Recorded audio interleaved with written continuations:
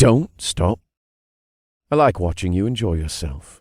He says, jerking his head my way, and I take another mouthful, my face now surely tomato red. What's your favourite flavour? He asks me, and as I open my mouth to answer, he stops me. No? Wait. Let me guess. He leans forward, arms resting on the tabletop, squinting at me.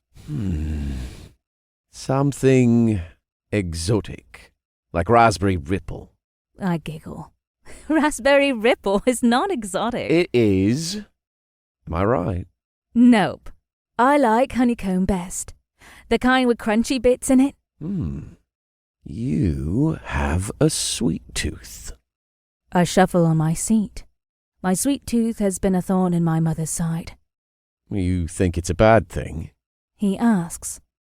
If you want nice teeth and a nice figure, then yes. There's nothing wrong with a bit of sweetness, of indulgence, of pleasure in life. Life would be dull without it. I nod. Is that what I'm missing from my life? Ice cream sundaes. I think it's something more. What's your favorite flavor? I ask him. He picks up his spoon and dives it deep inside the now half-eaten pile of ice cream. Vanilla, he says, taking a big scoop of that flavor. I expect him to lift it to his own mouth, but he holds it in front of mine. Vanilla? Isn't that a little dull? That's what everyone will have you believe. But good vanilla ice cream, homemade with real vanilla pods, is the perfect combination of flavor, cream, and sugar. You can't get any better. He jerks the spoon, encouraging me to open my mouth. I part my lips. His gaze is fixed on my mouth as he slides the spoon between them. See? He says. I do. It's not as strong or as intense as the other flavors, but the contrast is perfect. I say, nodding, as he withdraws the spoon and dips it in the sundae, this time taking some for himself. Where are you from, princess? He tugs a wafer from the ice cream and snaps it in half, little bits of wafer dust and crumbs bursting into the air. Studworth. Same. He says, chewing. Whereabouts? I don't think it would be very sensible of me to give an alpha I've just met my address. I take a wafer for myself, nibbling at the sugary biscuit. Why? You worried I'll come and steal you away in the night? My gaze leaps up to his, unbidden, and a strange thrill of excitement shivers down my spine. I cough. I bet we live in different parts of the city. I bet we do too. I don't know any alphas in the suburbs who drive motorbikes and have grease on their hands. The sky chooses that moment to crack.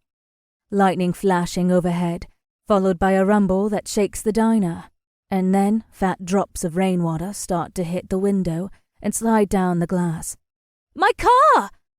I squeal, leaping to my feet, grabbing my bag, and dashing to the door. The rain assaults me as soon as I step outside, and the temperature has dropped several degrees.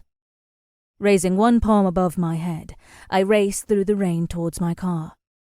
Already I can see water skating down the leather seats and bouncing off the dashboard.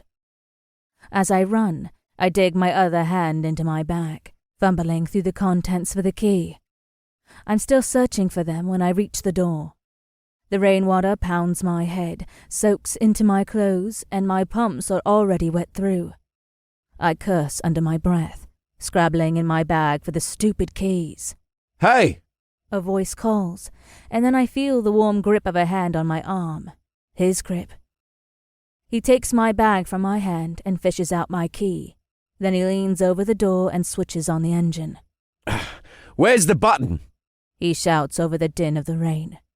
I lean over myself and jab at the switch. Then we both duck out of the way as the canvas starts to lift.